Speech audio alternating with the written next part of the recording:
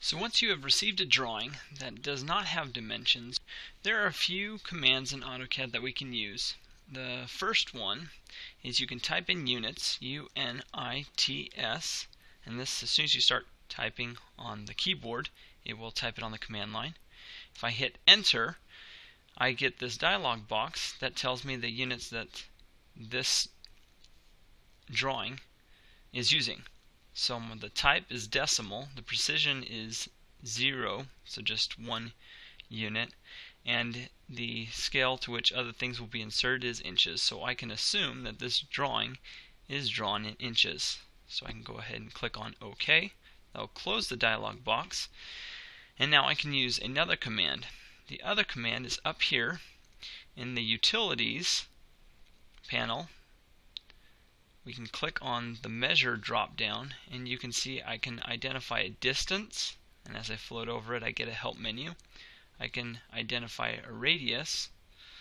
If you just hold your cursor over that, you get more information. You can also see down here when I float over it, it says press F1 for more help. As you float over any command and then hit F1, you will get a help menu that uses that particular command as the search, and it will bring up more information on that particular command. So I will close this out. We can come over to our measure toolbar, click that drop down underneath the measure.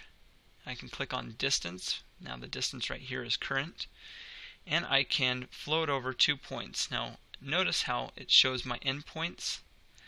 Down here on the status bar I have the object snap on. The other icons here in the status bar really don't matter at this moment, but you want to make sure that it is on, and you can tell it's on because it will be a different color than the other buttons around it on the status bar. You can also click F3. So if I hit F3, you see that on the command line it now says that my O snaps are off right here. I can go ahead and hit F3 again, and now my object snaps are on.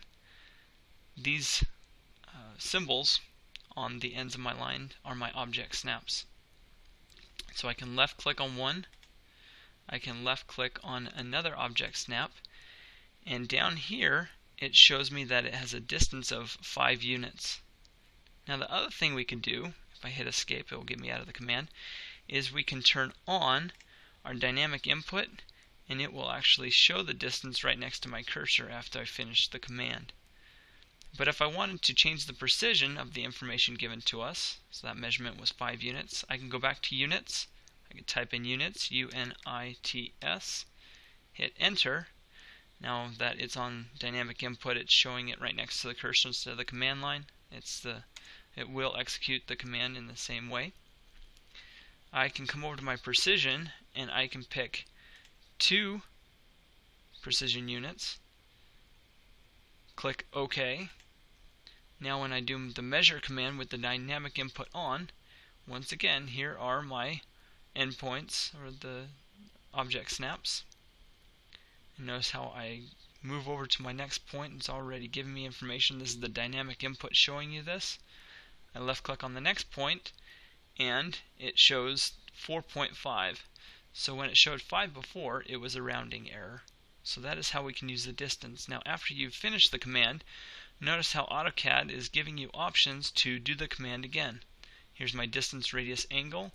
Down here I can also click in the command line my distance, radius, angle and continue to pick up information.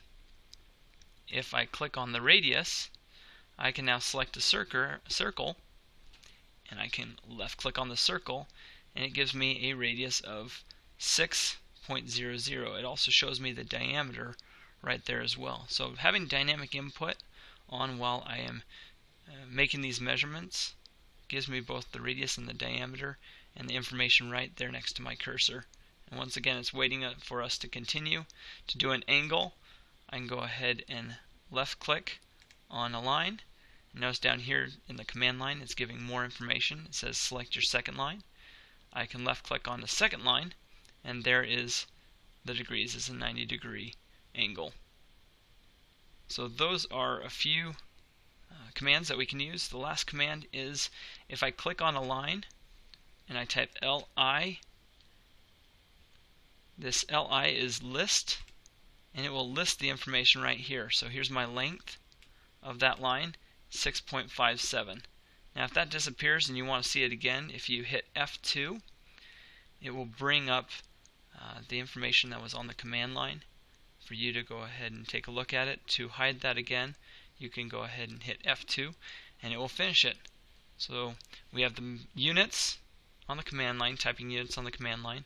We have the measure command, or with the distance, radius, angle, etc. And we can also click on an object before typing in list, and it will give us that information.